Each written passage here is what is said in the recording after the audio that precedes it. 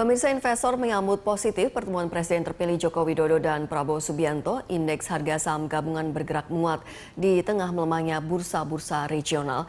Untuk mengetahui dampak pertemuan Jokowi-Prabowo terhadap bursa saham Indonesia, kita segera bergabung dengan analis PT Samuel Sekuritas Indonesia, Adrianus Bias Prasurya. Selamat sore, Pak Adrianus.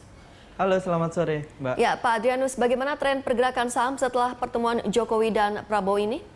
Ya, dari sejak rilis bahwa Pak Prabowo bertemu dengan Jokowi, market menyambut dengan sangat positif dan berada di teritori positif selama hari ini dan akhirnya ditutup menguat sekitar 1,6%, Mbak.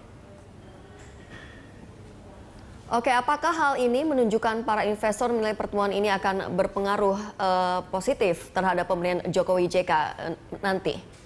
Ya, memang ini sebenarnya yang selama ini ditunggu oleh investor gitu ya.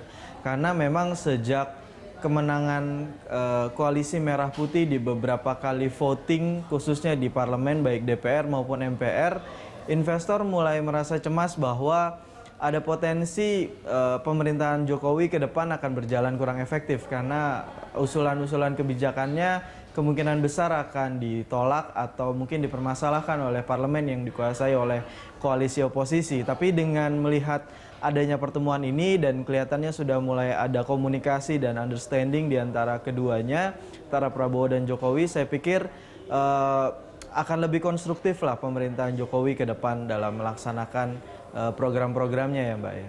Jadi menurut Anda ini angin segar bagi pasar begitu ya, Pak Adrianus ya? Iya, Mbak, karena memang buat kita yang penting adalah pemerintahan berjalan dengan baik tanpa ada permasalahan dari sisi kebijakan gitu ya. Menurut Anda saham apa saja yang menyumbang kenaikan indeks untuk hari ini?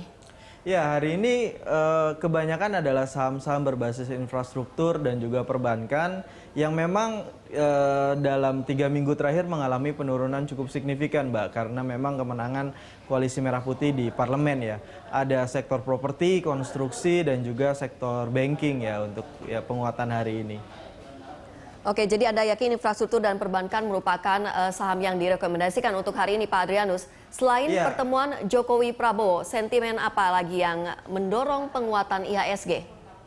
Kalau dilihat dari sentimen di regional yang tidak terlalu menguat signifikan dan juga dari currency market di regional juga tidak bergerak terlalu signifikan, saya pikir sentimen utama pada hari ini adalah pertemuan antara Pak Prabowo dan Jokowi ya. Selain itu juga ada beredar berita di market bahwa salah satu pernyataan dari Pak Jokowi mungkin disampaikan oleh timnya menyampaikan bahwa mereka pemerintahan baru akan menaikkan harga BBM sekitar 50%.